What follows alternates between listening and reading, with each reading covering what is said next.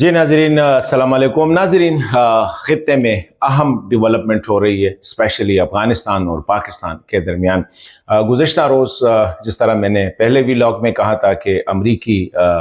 एक वक्त काबल आया था ज़ल्मे खलीलज़ाद की सरबराही में, और कुछ इनिशियली बातें ऐसी थी कि शायद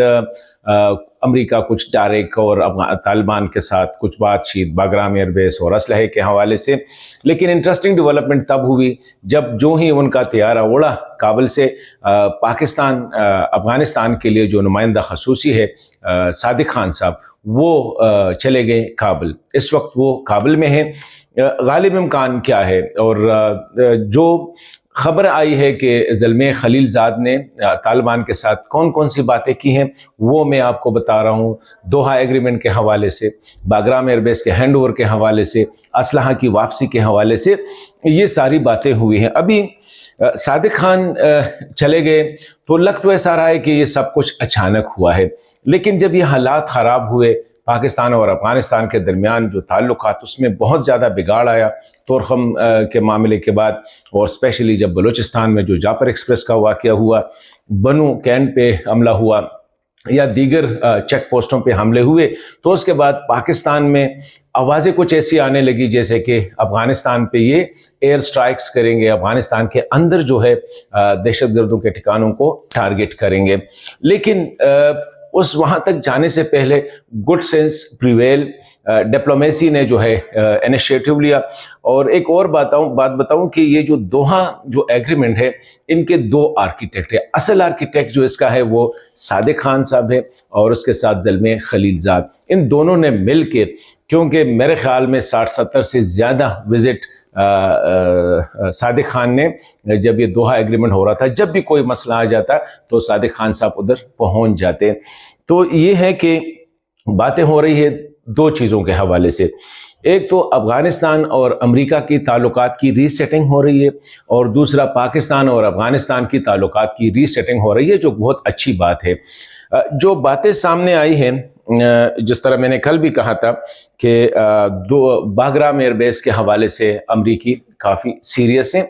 और जो खबर आई है वो इससे लग ऐसा रहा है कि शायद तालिबान भी उसको अमेरिका को देने के लिए किसी न किसी हद तक तैयार है, लेकिन उनके कुछ शराइत थे।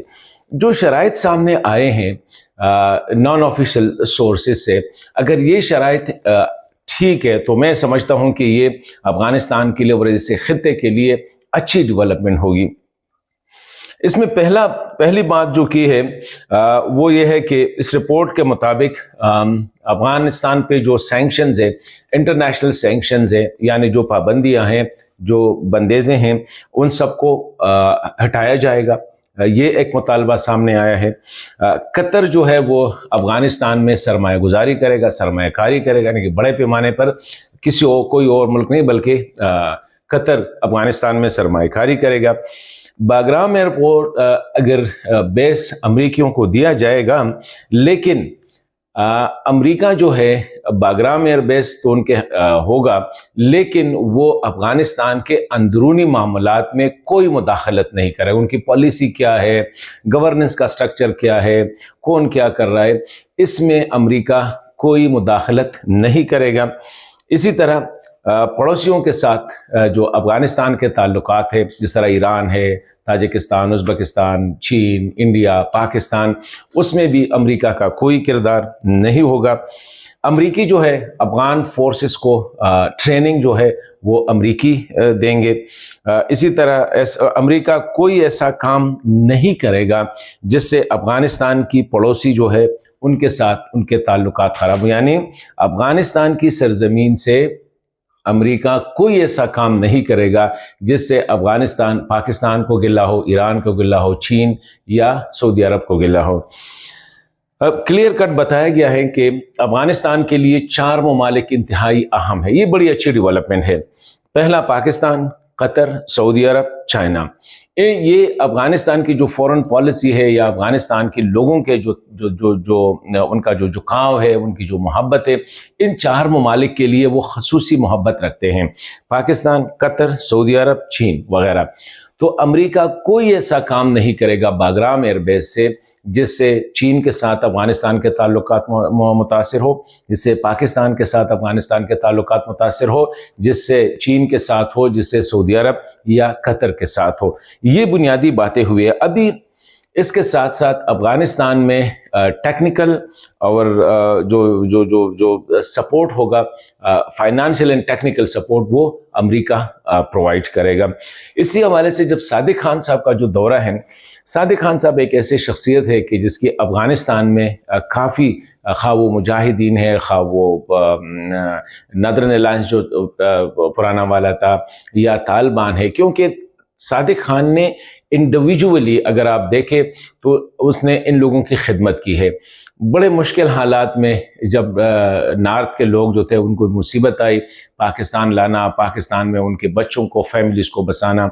طالبان پہ مصیبت آئی تھا، اب صادق خان صاحب نے انڈیویجولی ایسے رپورٹ سے مجاہدین، مطلب ہر کسی کی ایک cross the board Sadiq Khan نے، تو اس طرح صادق خان صاحب کی گڈ ول بہت زیادہ ہے۔ ابھی صادق خان صاحب جو گئے ہیں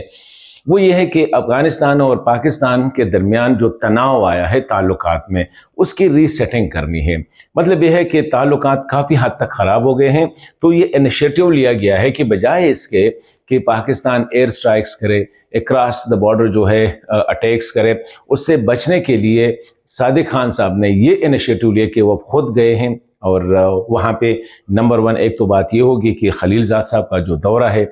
اس میں جو نوٹس ایکسچینج ہوں گے متقی صاحب یا دیگر افغان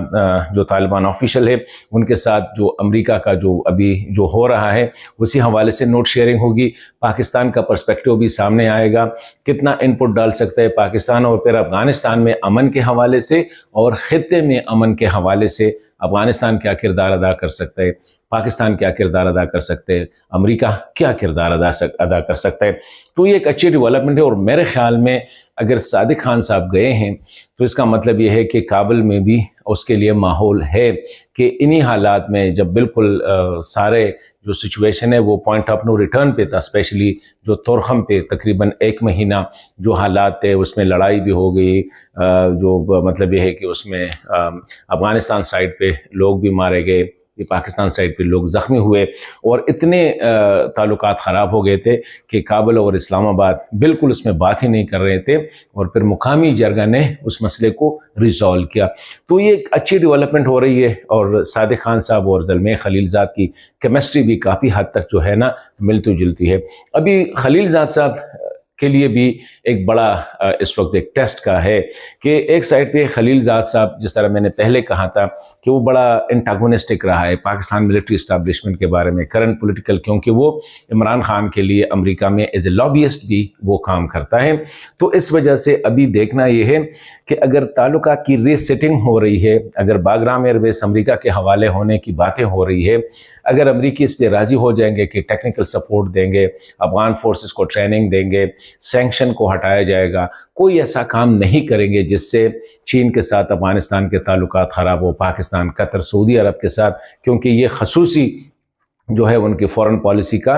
جو ہے حصہ ہے افغانستان کی، تو بھی دیکھنا یہ ہے۔ لیکن میں سمجھتا ہوں کہ یہ ایک اچھی ڈیولپمنٹ ہے، دونوں ممالک جو ہے ایک دوسرے کے ساتھ جتنے قریب ہوں گے اور جتنے بارڈر پہ حالات کنٹرول ہوں گے، تب جا کے ٹیررزم، ایکسٹریمزم ان پہ جو ہے کنٹرول کیا جا سکتا ہے، اور افغانستان کے جو اندرونی حالات ہے جس میں کندہاری گروپ، کابل والی گروپ، یا جو ہے دوسرے پنشیری گروپ یا خوست والی گروپ، میرے خیال میں سے بھی نکلنا ہوگا۔ افغانستان کو تھوڑا سا ریسپائٹ چاہیے، تھوڑا سا سکون چاہیے، تھوڑا سا استقلال چاہیے، تاکہ افغانستان میں بھی امن آ جائے، اور یہ بھی غالب امکان ہے کہ ریفیوجیز کے حوالے سے پاکستان کی پالیسی میں تبدیلی آ جائے۔